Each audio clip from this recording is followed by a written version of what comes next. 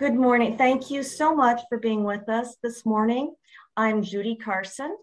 I'm with the State Department of Education.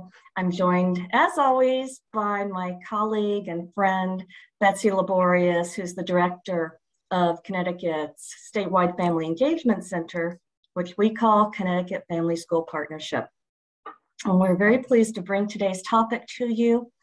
You're going to have an interesting experience and meet a lot of very interesting people as we talk about equity and language access and everyone's right to be heard. So if you're new to Friday Cafe, and we're always excited, we always have many new people join us every month, and we welcome you. As we welcome our longstanding members and friends too. So this community is about three things primarily. Number one is connections. Number two is new ideas. And number three is leadership.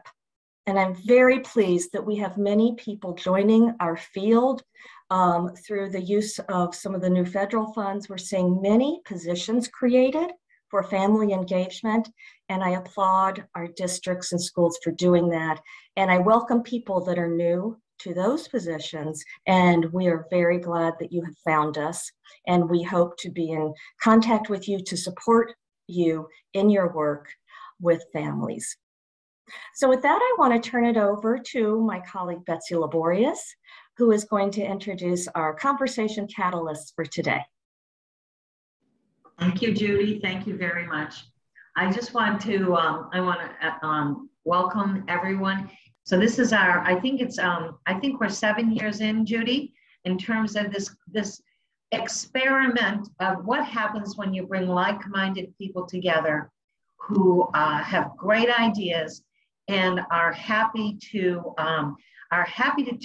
think about innovation. So that's who we are. And one of the things that I do talk about, you probably have heard me say this a million times, I love Friday Cafe. One of the reasons that I love it is because it is my oxygen mask.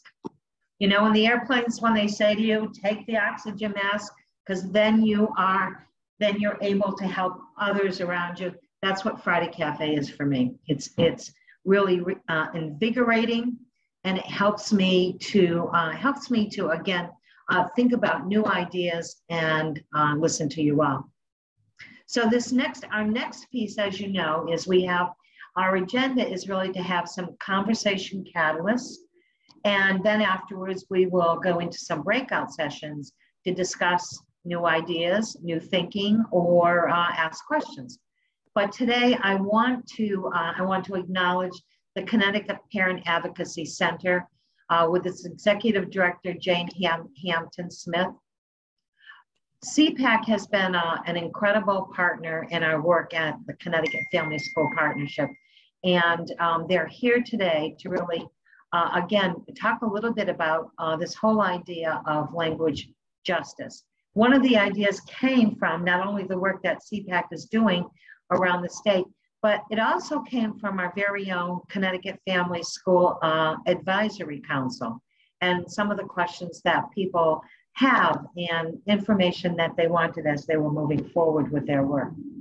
So right now I am going to turn it over to, am I turning it over to you, Jovi, or am I turning it over to Jane so that you can introduce the panelists? Yes? I'm going to start it. Thank you, Jane. Thanks, Betsy. Welcome, everyone. We're really excited to be here. This is a very important topic for the families we support. Jovi, go ahead and move that along. So our topic is equity for families with limited English proficiency. So let me tell you a little bit about the Connecticut Parent Advocacy Center if you don't already know. We've been around for a long time, and we are funded under the Individuals with Disability Education Act as a parent training and information center. There's at least one in every state. We're statewide, we're nonprofit, and our job is to offer information and support related to special education. We do that with both families and professionals. We do training and for all audiences, and our program staff are either individuals with disabilities themselves or parents of children with disabilities. I have with me today 3 parent consultants, Joviana Morales is one of our bilingual parent consultants. We do also have people who speak Spanish, Spanish, Jovi, and others, and Portuguese, Creole, and French. And I have Jovi with me, who's a bilingual parent consultant. Jennifer Lucier is a parent consultant, and Leona Adamchuk are with me today, who are going to talk about what we deal with families and what their experiences are. Jovi, if you want to move along the slide. These are our partners. You'll see the CFSP logo in the lower left-hand corner. That's the group that we're representing today, but we do partner with many different organizations to provide the information to families and professionals. Our mission and vision are very clear. We are here to empower parents so that they can be the best advocate for their children. Our job is to educate the parents, and we really promote collaboration as the primary tool for working together with teams. So our goal for today is to learn why providing equity and language access is a critical need for family engagement of families with limited English proficiency. We're going to talk about how language access for limited English proficient families is necessary for the students to receive equitable educational opportunities. And that's really an important connection. It's not necessarily about the families, it's about the families supporting the student. And then we're going to discuss high impact strategies that can help districts meet the language access needs of families with limited English proficiency. I'm just going to kick us off. Jovi's going to get into the real meat of the topic, but we want you to see this data because there is a growing need for language access services. This is national data, but Connecticut, I think 15% of kids under the age of 5 are coming from families with limited English proficiency, if I remember the last data. So it's a very high growing population that we need to be prepared for. And now, Jovi, if you want to start, thanks. Thank you, Jane. So let's begin. Who is a limited English proficiency individual? So an LEP individual is a person whose primary language is not English. They have limited ability in reading, speaking, writing, and understanding English. Now, for today's purpose, I want to use the term, we're going to focus on the term limited English proficiency, as opposed to some of the other terms that you may be more familiar with, such as English language learner or English learner. Now, English language learners or English learners are students whose primary language is not English, and they have limited ability in reading, writing, speaking, and understanding English. And at times, those terms can be interchangeable. So you may hear of an ELL parent or an EL parent. Now, why should we provide language access? I think we can all agree, right, that communication is key for family participation. We cannot expect families to be engaged if we cannot communicate with them.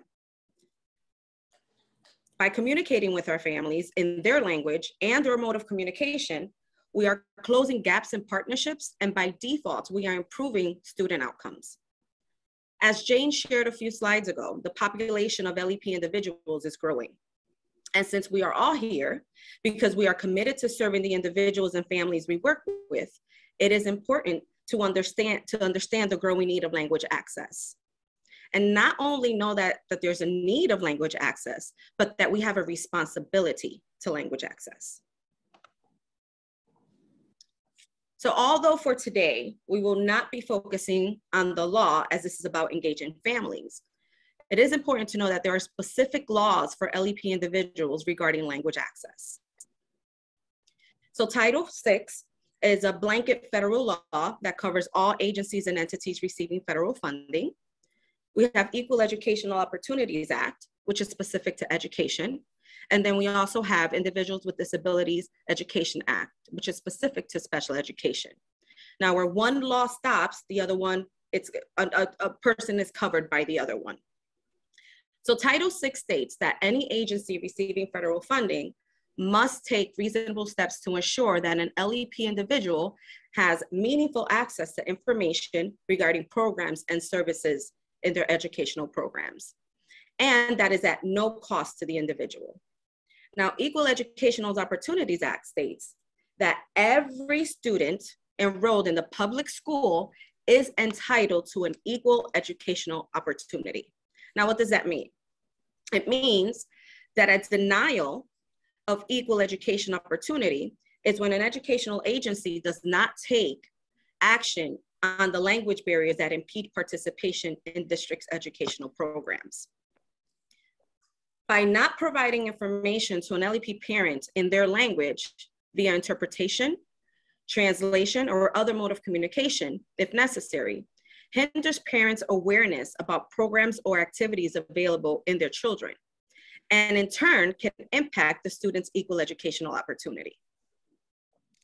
Now, I want you to start thinking and brainstorming about your individual roles and what it means to be part of an education program or an educational program, or what are educational programs. I also want you to think about mode of communication. So if you are trying to engage a family member or parent with a visual impairment, how would you be engaging that parent? Would it be via an email or document? What about a person who's hearing impaired? Would it be via phone call or an LEP individual who cannot read? Now, there are definite negative outcomes due to lack of access. So when I asked you about thinking about what is an educational program and your individual roles, I think there's a big misconception that school is just about academics. And that is not the case, right? Because schools offer much more than academics. They have the social piece, they have enrichment opportunities, right? So there's so many things that encompass the educational programs. So for example, we have extracurricular activities like sports. We have clubs like the chess club, multicultural clubs, ski clubs. We have events, we have parent-teacher conferences, we have special education. Now, how does a parent's lack of information impact educational outcomes? Well, if a parent is unaware of needed credits to graduate, that will impact that student. For example, parents' unawareness of common applications or deadlines for college applications and essays hinders that student applying for graduation. There's also the possibility of a student partaking in extracurricular activities such as sports and potentially earning a scholarship that can have that child or that student attend college who otherwise might not be able to afford it. Think about the chess clubs, right? And other clubs that provide social opportunities for students that need it. That is part of the educational program. Think about events, dances, proms, project graduation, the fees and deadlines that are associated with that parents need to be made aware of, or even events or opportunities that the districts are providing individuals. For example, there's a new IEP rollout coming out. Districts are providing parent training for that. Are they providing it accessible to LEP individuals or in a mode of communication that is accessible to someone who needs it? Parent-teacher conferences, a great opportunity where parents, and there could be parent engagement to discuss concerns, progress, lack of progress, a potential need for tiered intervention, or a potential possibility of referral to special education. And then there's special education. If parents are not communicated with in their language, they cannot be part of the educational opportunities. And therefore, lack of access to parents, to LEP individuals, hinders how parents can counsel their child about educational opportunities.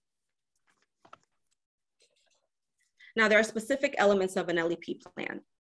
Executive Order 13166 was created to enforce and implement the obligations of Title VI, which is that blanket law I had mentioned earlier.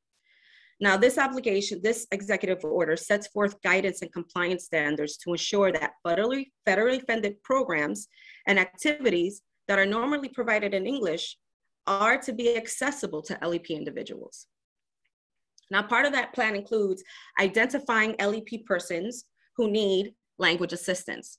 So how would they be doing that? How do you know within your community and district what languages are spoken and what needs are in your community?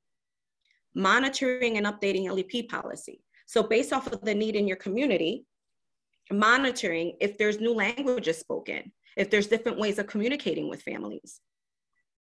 Providing LEP individuals with notice that they have access to this information in their mode of communication or language. And identifying ways in which language assistance will be provided. Would that be via telephone, virtually, or in person? And there is a need for training staff. Having all these things in place, but your staff not knowing where to get this information. So for example, if you encounter an LEP individual, what do you do about it? Do you reach out to another staff member who speaks the language, or where to obtain the language line if you need to use it? Now, I love this picture. This picture is worth 1,000 words, right? This is setting the tone, right? So we can model this behavior and others will follow. So districts have a responsibility, and these are some of those responsibilities: providing informed consents, notice of rights, qualified interpreters at PPTs, translation of vital and written material, prior written notice, and oral interpretation. Now, this encompasses all the 3 laws that we discussed. So these are within those 3 laws. This is what has to be provided and the responsibilities that we have. Now, there are some general OCR requirements. One is maintaining effective interpreter services, focusing on in-person interpretation versus telephone interpretation. So for example, we have to be mindful and being intentional, plan ahead. So for parent-teacher conferences or an event at the school, it is planning to have someone in person who is qualified, understands the terminology, and have in-person interpretation. And as a backup, then you have the telephone interpretation. Now, I do want to point out that there is communication is between 70 and 93% of communication is body language. So think about all the information that is being missed when you're having a telephone interpretation. There's also the need to provide translation of important documents. And those documents, some of those documents include report cards, letter regarding district and statewide assessments, district events and/or changes, equal educational opportunities, enrichment opportunities, college course credits, curriculum. There is also the need to analyze and collect data. So for example, was the parent confident with the interpretation? Did they understand what was being told to them? Was the interpretation quality interpretation? Did that person have knowledge about the topic and terminology? And monitoring periodically of what services are being provided by those subcontractors. So for example, are they still providing telephone interpretation or virtual interpretation?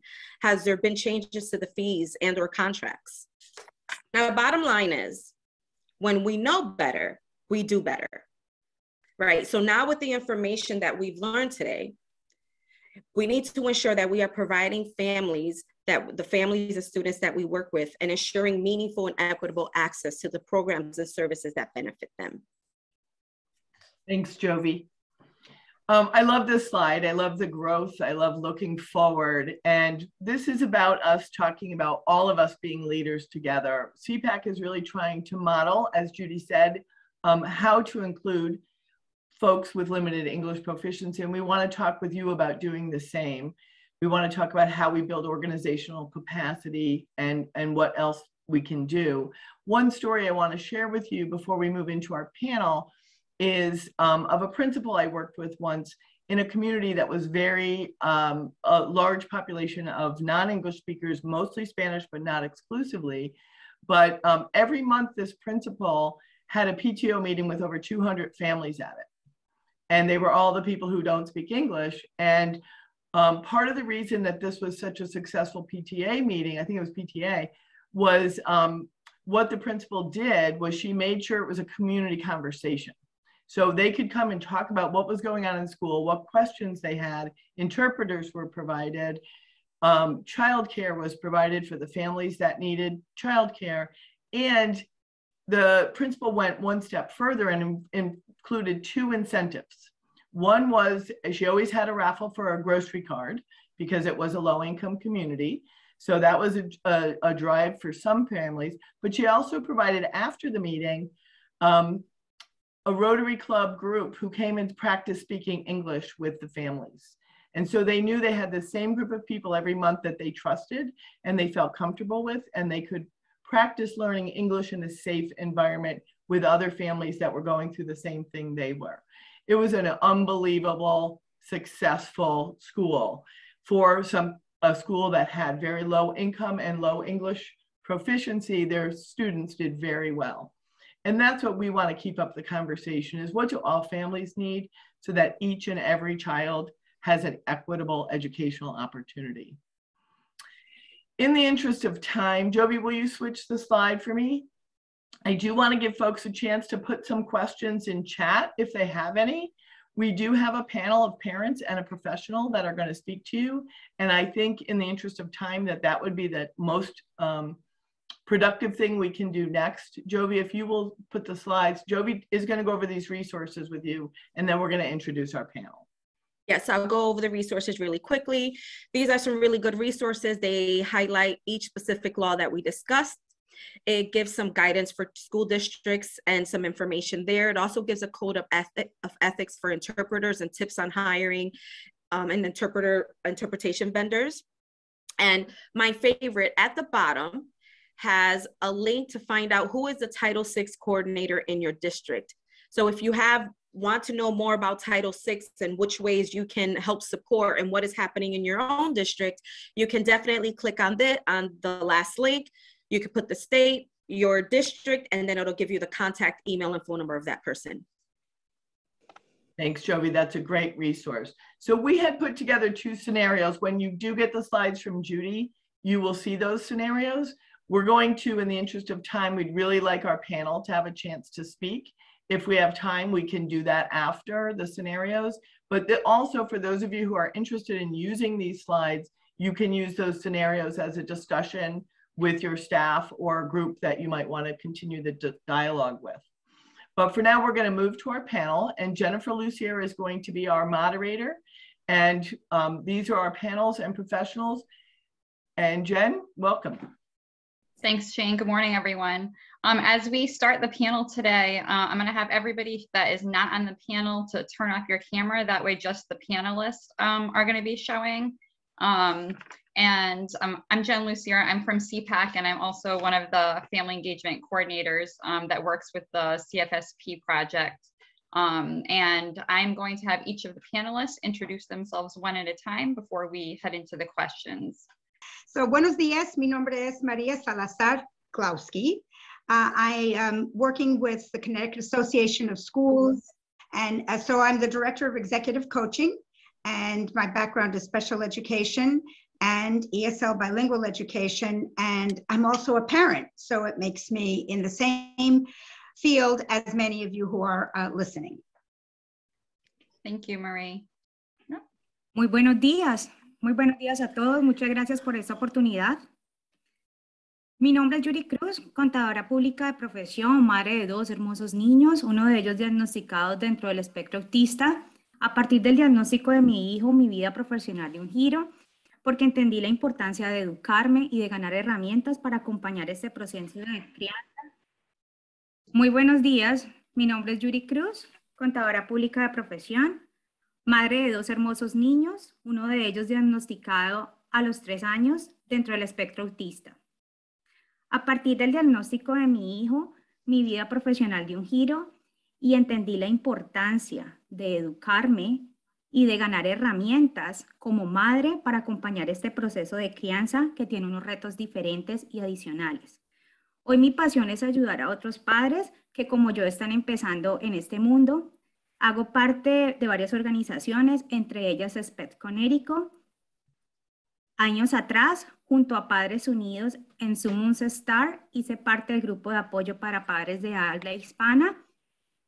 Y hoy en día espero certificarme como padre líder con el programa de PLTA para a corto plazo poder seguir con mi proyecto de ayudar a padres de habla hispana llamado Juntos Caminemos Juntos y involucrarme con más organizaciones en las cuales pueda apoyar con mi vivencia. Muchísimas gracias por esta oportunidad y por estar aquí. Thank you, Yuri. Lena, do you want to try again? Yes. Oh, I can hear you. Good morning. My name is Lena Esposito. I'm a part of a special needs channel. I'm part of several groups like Mesa Redonda, Connecticut Family School Partnership, State Advisor Council for Special Education, and a RAC member, and and a member of the group Apoyo and Connection for the Connecticut Family School Network. I like to enjoy these groups because I enjoy learning and sharing my own personal experience. These groups have been giving me the support and education to empower myself.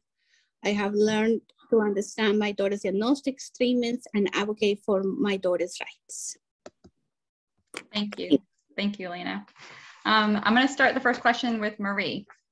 So Marie, can you tell us about your personal experiences as a student and how language access affected your educational outcomes and opportunities? Thanks, Jennifer. So actually, I wanted to start with my personal experiences, like for many, actually started with some challenges and some struggles, but I always like to emphasize that in the end, it met with a lot of success. And so my real focus is the success that parents and their children can reach regardless of whatever challenges or struggles that they face. With perseverance, that's how you get to success. So I didn't give you my background because I started initially as a little Mexican girl living in New York, the only child of two parents that were actually quite a bit older when I was born. And so when I started school, I did not speak one word of English. And so I can very clearly remember how scary it was to be with a bunch of folks that I could not communicate with. Plus, both of my parents worked in Manhattan as tailors, and so they left me at the school, and I wasn't quite sure if they were ever coming back. So that experience stayed with me forever, what it's like to be an English learner without any ability to communicate, and especially if you're only 5 years old. It is just an overwhelming experience. So throughout my educational history, it was a Catholic school. My parents were really committed to giving me the best education possible, even though there was a tuition that was involved. And for quite some time, I never spoke. If IDEA had been passed at that time, I would have been identified with a significant speech language impairment because nothing was coming out from this little girl. I was just way too scared. It was only over time that I began to develop English pretty much on my own. There was no accommodation for an English learner. And I will just add that limited English proficient is the federal term, and they're still using it, and it would take an act of Congress to change it to an English learner. But in my profession, I have always encouraged that we refer to our youngsters as English learners. Their circumstances create limited English proficiency. So I just needed to put in that plug. And another law that is really important, just check it out later, is Title III. That law is there to support children who are identified as English learners. But the law really tells what school districts should do. And I really think parents need to know what the expectation is from a federal level for schools. Anyway, I had a really wonderful experience through the elementary school up to grade 8. And then I went to high school. And when I started high school, they put me into the business track versus the academic track because I was still a little Mexican girl that was relatively shy. And it was my mother and father that actually went to that school to say, why is she in the business track? We would like stronger academics.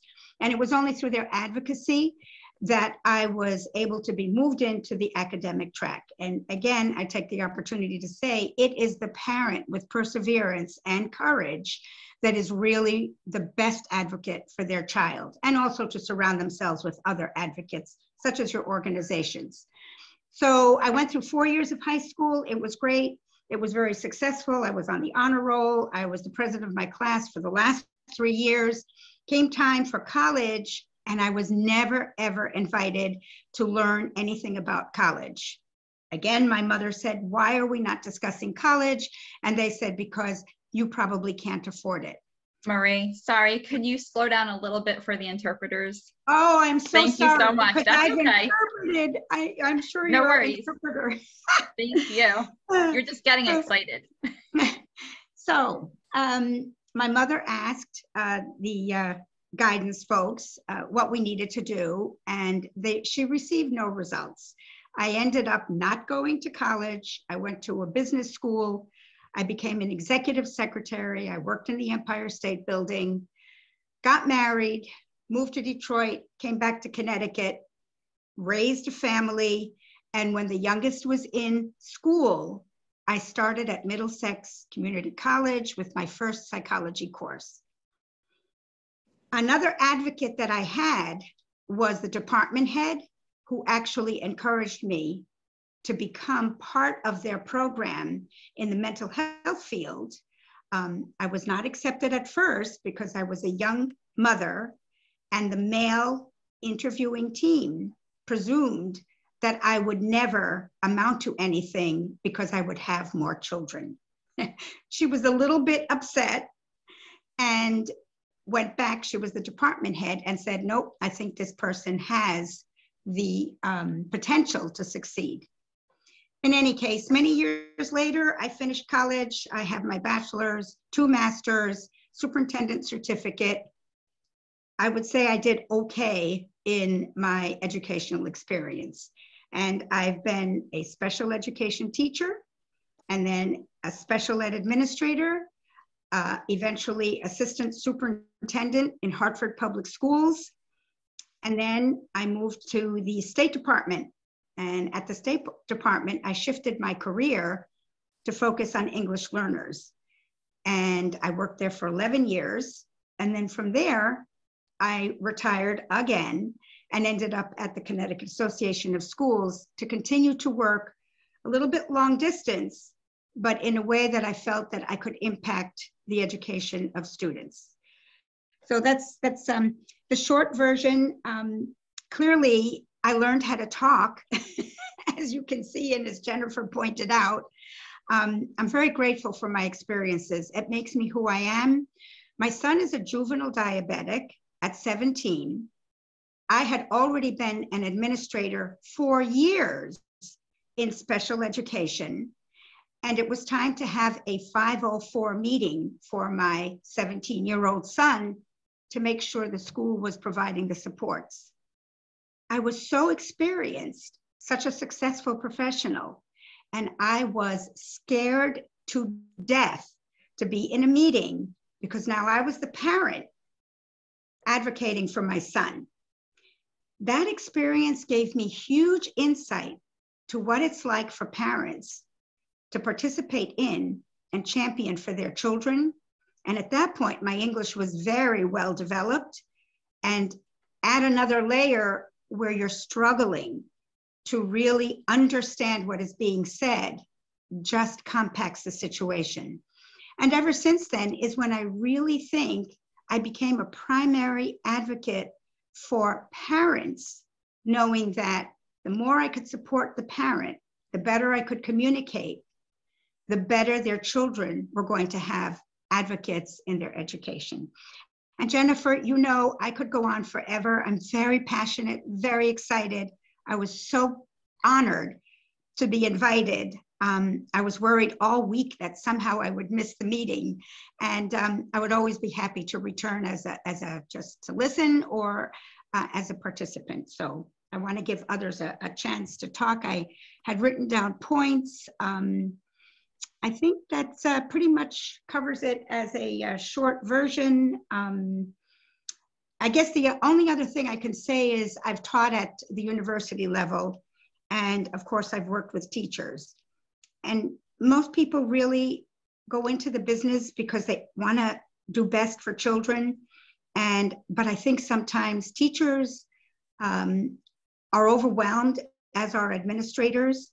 And it's our job as advocates and as parents to be patient with them and to remind them that we're all in this together and the focus has to be on the children. And I have found that using that motto is really what works out best.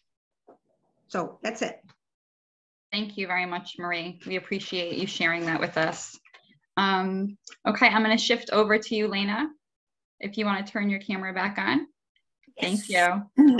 Okay. Good morning. Good morning. Good morning. So Lena, can you share some of your experiences as a parent and how language and communication has impacted your ability to effectively partner with your children's learning? Yes. As an immigrant, I came to US to pursue my education and better myself. Even though that I started taking my English classes since my arrival to this country, I was very challenged to participate on the PPT meetings. One of the many multicultural family. My husband is an American and an English speaker. He made things difficult and easy for me during the school and district meetings. Because of him, I was never asked for an interpreter. I guess they thought that I wasn't needed because my husband was on my side. I can tell you all that I felt it. Sorry, you got it? Okay. Sorry. I felt disrespected so many times. I noticed that my concerns weren't heard. It was so difficult to get my point across. When my husband was at the meetings using the same words as I use, they were listening to him. They were polite and pleasant. On the other hand, with me, the meetings turned difficult. Most of the time, my meetings finished in yelling and screaming at me. I felt discriminated and hopeless without my husband. The terminology during the meetings and the short time made everything difficult to understand and process. In the rush to retain the whole information during the meetings, I was unable to understand the language and I was lost in space.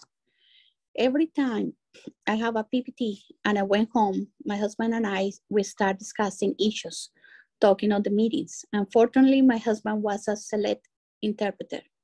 Then half of the information was gone. At the end, we finished hiring a lawyer for 5 years to defend our daughter's rights. My main concern has been being part of my daughter's education and a productive partner at the meetings. I have learned all the nursery rhymes, history, and everything I could at the library. In need of urgent help, I searched about my daughter's diagnostics and treatments and how to support her better. It was difficult because my first language is Spanish and I must translate every single word in English. There were many seminars, activities that I couldn't participate because they didn't have translation. Then I felt isolated and heartbroken. I remember the day that my daughter had a bilingual teacher at the school. It was so easy to communicate with her. She explained me about my daughter's progress, goals, and concerns in Spanish. I was finally able to discuss and to be heard. I was able to share all my concerns. During this time, my daughter improved drastically academically and personally. I was able to help my daughter with her homework and to express my daughter's difficulties with the teacher.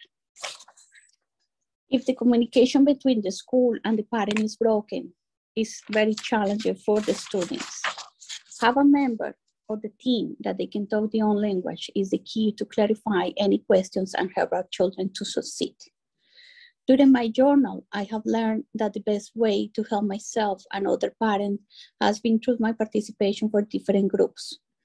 Now,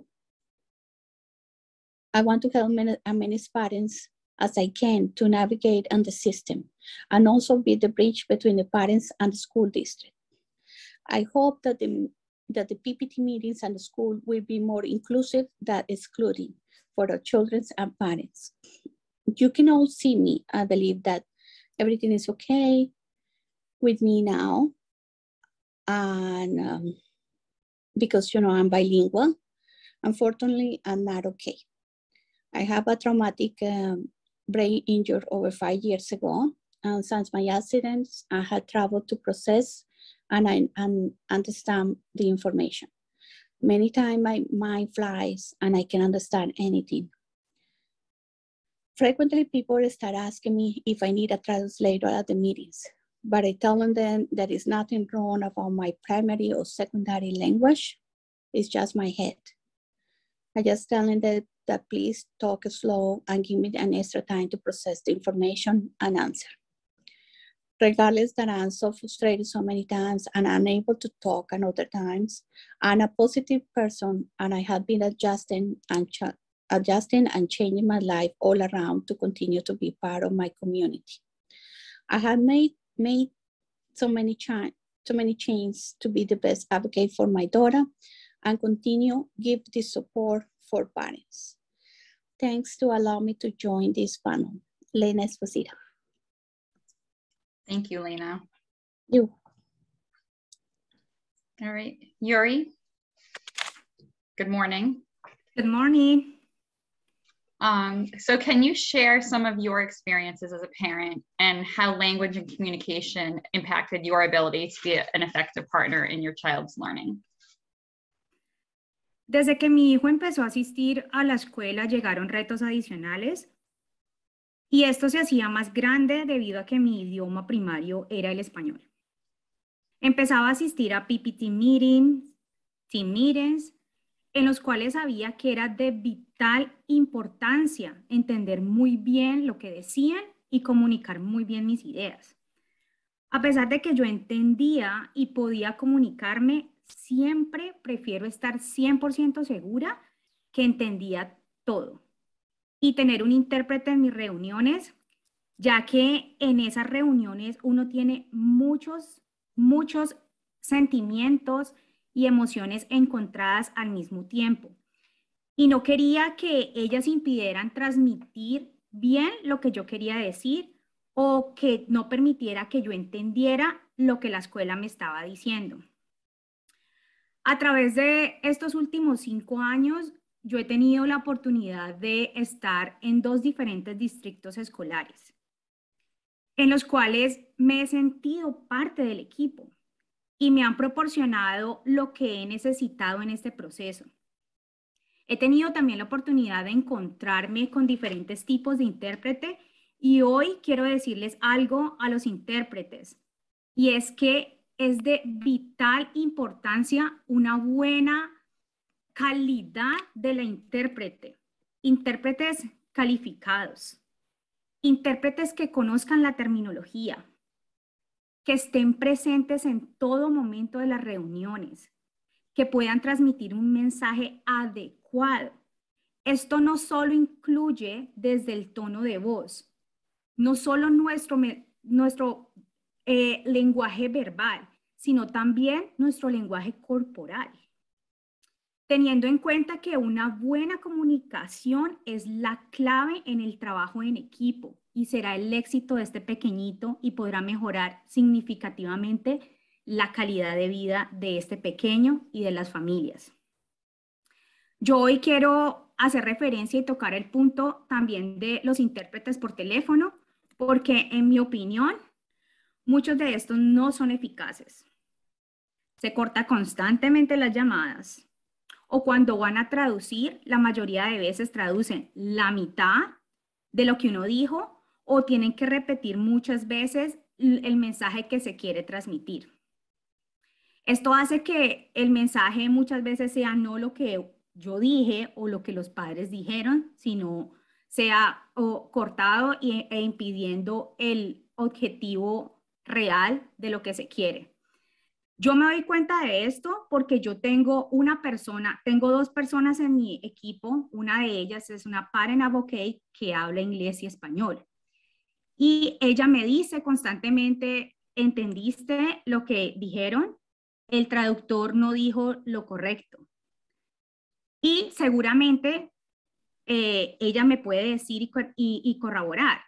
Pero ¿cuántos de estos padres no cuentan o no se dan cuenta realmente o no cuentan con una persona como yo que puede corroborar la información y que pueden realmente estar seguros de que el mensaje que ellos quisieron transmitir fue el que realmente el intérprete dio? Yo me siento muy afortunada de hoy estar en un distrito en donde varios de los correos me han llegado en inglés y en español, en lo cual veo el apoyo, en el cual veo la empatía de ayudar a padres que quizás su idioma no sea el idioma de inglés, pero muchos de los padres que vienen hacia mí a que los ayude no cuentan o no corren con la misma suerte que yo. desafortunadamente. Muchos de los distritos no proveen intérpretes, aun sabiendo que es un derecho, lo cual hace que su hijo no tenga una mejor calidad de vida o no sean exitosos en un proceso de estudio. Estamos hablando de vida de chiquitines y de procesos realmente importantes que impactan en un futuro de una persona. Esto no solo hace más difícil, no hace más difícil para el niño, sino que también lo va a hacer más difícil para la escuela. La calidad y la función del intérprete es vital. Los intérpretes deben saber la importancia de su rol en ese momento. Debe saber de que se habla de un chiquitín, de un desarrollo de un chiquitín y de una calidad de vida de un pequeño. Yo recuerdo que al inicio me cohibía un poco de asistir a actividades extracurriculares debido como al miedo que no me entendieran o quizás que ellos me fueran a juzgar por la forma en que yo hablaba mi inglés o tratar de una forma diferente por no hablar su idioma o el idioma de las personas en ese momento. Eso dificultaba no solo mi socialización, sino que también dificultaba el sentirme parte de la comunidad escolar. Con eso también excluyendo un poco a mi hijo de ir a esas actividades. Solo después de varios años me di como voluntaria a una clase de arte y fue una buena experiencia, pero como yo, miles de padres a diario les sucede lo mismo, se aíslan, no hacen parte de esas actividades, lo cual serían muy buenas para la familia, para el niño. Sentirse parte de la comunidad es vital, pero difícilmente lo están pudiendo lograr debido al lenguaje. Muchísimas gracias por la oportunidad. Thank you very much, Yuri. So I'm just going to go back to each of the participants and ask you if you have one piece of advice or one last takeaway that you would like to share with the group. We'll go back to you, Marie, first. I guess, spoken slowly, I would say never, ever, ever give up. All things are possible, and really trust in the commitment that people have for children if they're in the field of education. And sometimes it takes patience, but I really do believe that eventually, working together, all children will succeed. I'm just convinced. I would say, expect the unexpected, make all kinds of changes and adjust it to be a better advocate, a better helper in the community. Thank you. Is there anything that you would like that if your school had done differently, do you think that it would have helped you or to help you feel more part of the team? Yes, just to give me an extra time for me personally, to give me extra time for me to process the information.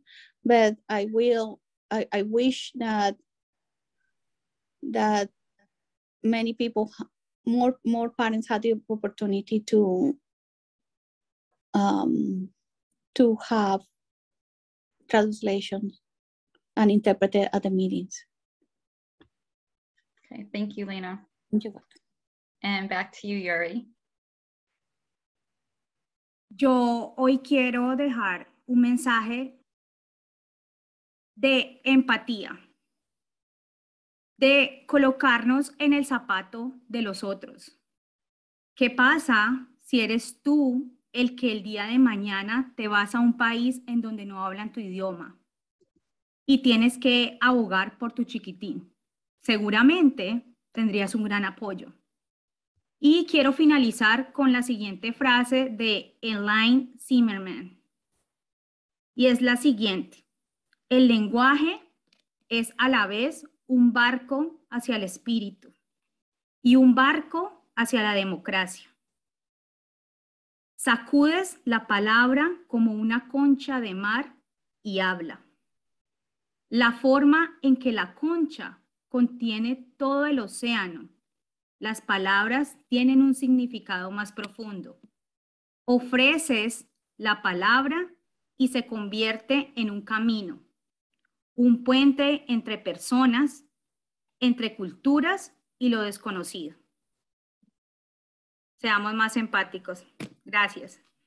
Thank you all so much. I really appreciate everything that you shared with us, and I love the quote that you ended with, Yuri. I think we have a minute or two if anybody has any burning questions. Thank you so much. I really enjoyed hearing from the parents' perspective. So incredibly powerful to hear personal stories and be able to apply that to practice. So thank you so much to the parents and families and CPAC for bringing this together. A wonder that I have for the schools in this space, and this might be something to pin or have a deeper conversation about later, but some of the lessons that I heard was this processing time and checking for understanding to ensure families truly understand what we're sharing and have an understanding of the impact that it will have on their kids. And I'm wondering some practices that schools use to really ensure that families understand either what's being talked about in meetings, forms that they're signing, permissions, all of those pieces that are so important. What are some strategies that we use to check for understanding to ensure that families know what's being discussed and the decisions that they're making? Thank you, Amanda. And one thing I want to add to what Amanda said, because she was right on point, under IDEA, the Individuals with Disabilities Education Act, the bottom line expectation for interpretation or translation is that the family understands. There's no, sometimes I know some of our staff have been in PPTs where they say, no, that's not how we do it. It's the only expectation is it's being provided for the parent's understanding. If the parent says, I don't understand, we need to do it differently. And so often they're told, this is how it is. And no, how it is that it's there for their understanding. And that's how we judge. We check in, as Amanda said, are you understanding the content? Do you feel confident? Then we can move on. Thanks, Amanda, for that reminder. Thank you. And that speaks to Yuri's point about the terminology, because sometimes you can have a high quality interpreter, but if they're not familiar with the special education terminology, then that makes it ineffective and difficult for the parent to understand. Jennifer, yeah. Jennifer, I just wanted to say two things. A question came up in the chat about funding under Title III. There is definitely funding based on a student count for every district that should be available to help support identified English learners, or even before, while you're going through the identification process. And then also came up in the chat is that being bilingual does not necessarily mean that you are capable of being an interpreter, particularly when you're using vocabulary that is related to education. And so I am bilingual and I can really reach out to parents, but more from a parent to parent in a very empathetic, caring, supportive way. And I can kind of muddle through whatever I have to. But when it comes to, if I was at a PPT trying to translate a school psychology report or everything that's on the IEP goals and objectives, I know well enough that that really needs to be done by someone who is really well trained in that type of interpretation. And it's really, really important. Thank you, Marie.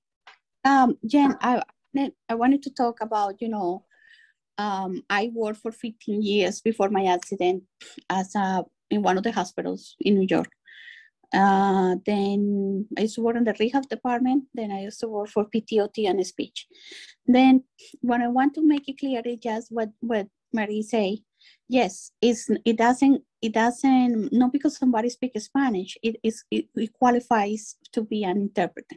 And then most of the time, in order for you to be in a hospital interpreter, they give you just a little test, you pass it, but it doesn't really give you the training to learn all the terminology to explain to the doctor what is the procedures and terms that it has to be translated. Then the same happened in the education system, you know, that I could see, like when somebody was translating somebody by the phone in emergency room, it takes a long time. The interpreter, it wasn't able to describe what was the part of the body that the patient was complaining, because sometimes they weren't clear and they were saying like, it's around here or around here. Then the message was like little broken.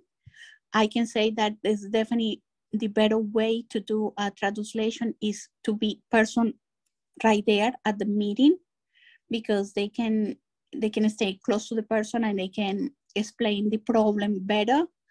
And definitely a little more training of the terminology, it would be absolutely wonderful. Thank you.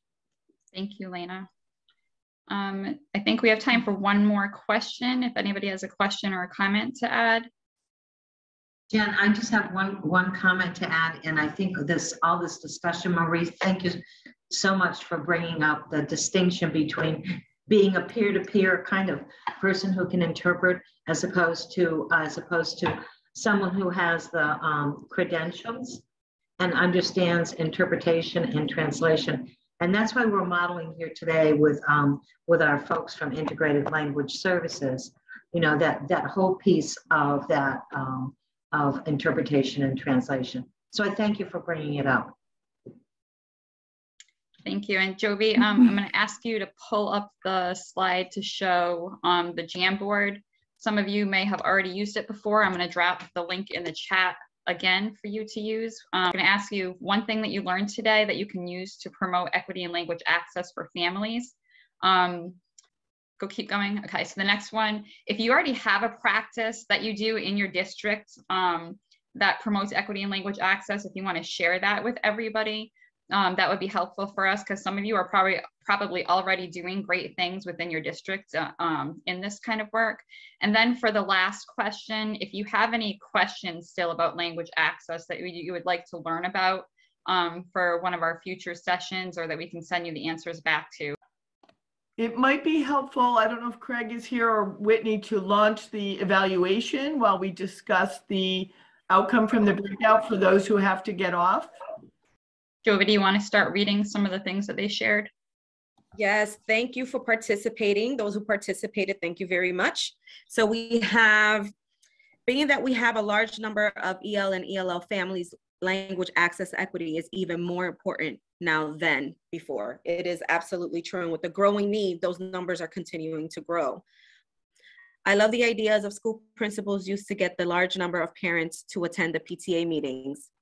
That was a great example of language access, and how many people participated and families participated, right? Because that's our goal, family engagement. Someone shared, I learned how isolating being an EL can be. I will be much more aware of language in planning school events and activities. Yes, and that is the purpose, right? To bring awareness and to see what you can do differently. Now, does anyone want to share out their written note? Especially somebody that shared promising practices. If you already do something well in your district, if you want to share it with the group, please unmute yourself.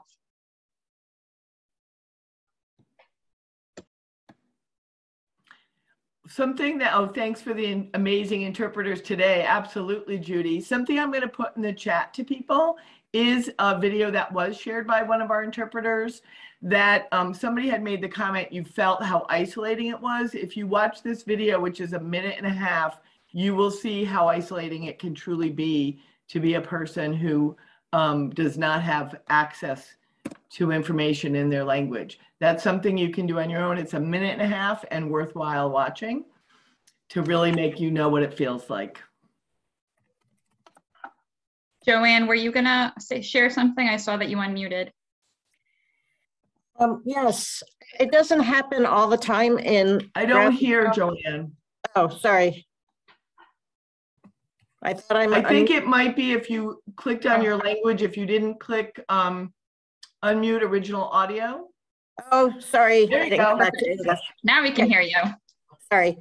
It doesn't happen throughout the district, but I know that in some schools, When we know that there's going to be a translator or we have a need for a translator, before the PPT, the translator and case manager contact the family to give a preview, not obviously of decisions that are going to be made, but just of the purpose of the meeting, to share reports if it's, an evaluation, an eligibility or a triennial, and then do a checkup after the meeting to see whether the parents had any questions, what was not clear.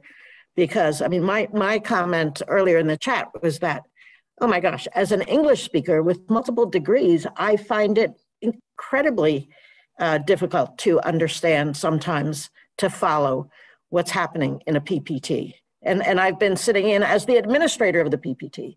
So I do sometimes, I'm in a different position this year, but as a principal, I have sometimes sat back and said, whoa, who understands what's going on here?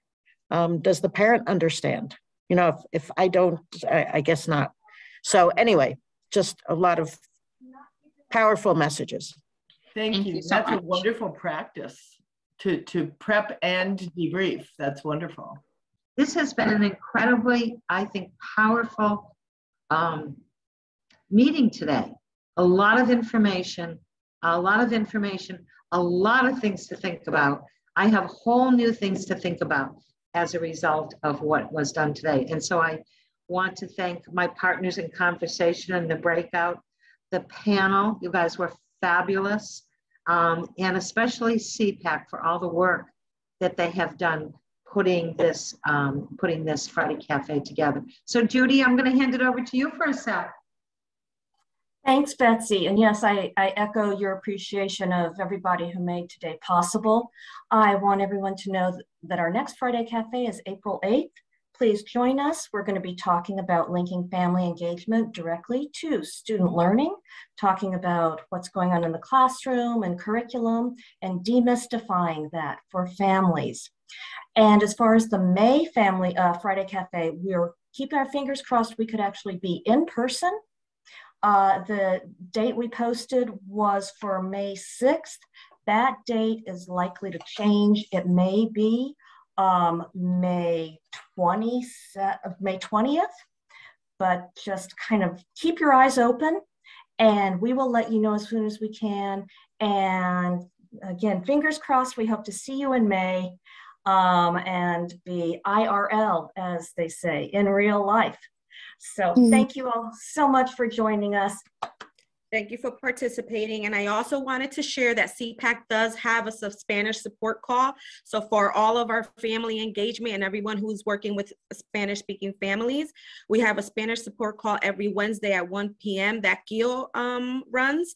I do attend at times, and it's just an opportunity for families to connect and talk about what is affecting them, or good news, bad news. And it's a great opportunity for family engagement and connection and networking for families.